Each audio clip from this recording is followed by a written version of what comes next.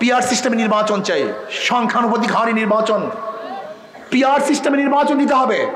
বর্তমান নির্বাচন কমিশনকে বলবো, জুলুম, অত্যাচার, অবিচার, পেশি শক্তির ব্যবহার, অবৈধ টাকার সরাসরি বন্ধ করার জন্য সংখ্যানুপাতিক হারে নির্বাচন দিতে হবে। কোন ব্যক্তিকে ভোট দিবে না, মার্কাকে ভোট দিবে। প্রত্যেকে কিসে ভোট দিবেন? যদি মার্কায় ভোট দেন, ধরে নেন যদি হাত পাকা প্রতীক 30% ভোট পায়, তাহলে তাদের সংসদ সদস্য হবে 90 জন। কি বলা ঠিক না? আসুন পিআর সিস্টেম নির্বাচন চাই। পল্লী বিদ্যুতের সাথে যে জুলুম করা হচ্ছে, অত্যাচার করা হচ্ছে, এখনো পল্লী বিদ্যুতের অনেক অফিসাররা জেলের মধ্যে ধুকে ধুকে জীবনের সাথে লড়াই করছে। আমি বলবো যে বর্তমান জ্বালানি কমিশন যিনি আছেন, তিনি তদন্তের ভিত্তিতে যারা দোষী তাদেরকে শাস্তি প্রয়োগ করুন, আর যারা দোষী না তাদেরকে ছেড়ে দেওয়ার ব্যবস্থা করুন।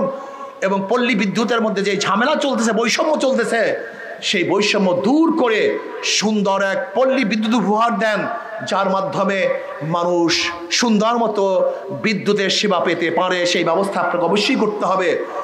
আর গ্যাস, ভোলার গ্যাস ঘোলায় বন্টন করা, এটা তাদের প্রায়োরিটি। এবং ভোলার গ্যাস যেন আমরা বরিশালেও পাই, বরিশাল বিভাগেও ভোলার গ্যাস যায়, যেহেতু জাতীয় সম্পদ, এটা কোনো ব্যক্তিগত সম্পদ না। ভোলার মানুষও উপকৃত হবে। পার্শ্ববর্তী বরিশাল বিভাগেও যদি ভোলার গ্যাস দেওয়া হয়, তাহলে সেখানে ইন্ডাস্ট্রিজ গড়বে, বরিশালের বিভাগের মানুষ সেই ইন্ডাস্ট্রিজে কাজ করবে, কর্মসংস্থা বাড়তে থাকবে, বরিশাল বিভাগটা আলহামদুলিল্লাহ অর্থনৈতিকভাবে চাঙ্গা হয়ে যাবে। কাজে আমরা সবাই সমৃদ্ধভাবে এই দেশকে গড়ার চেষ্টা করি।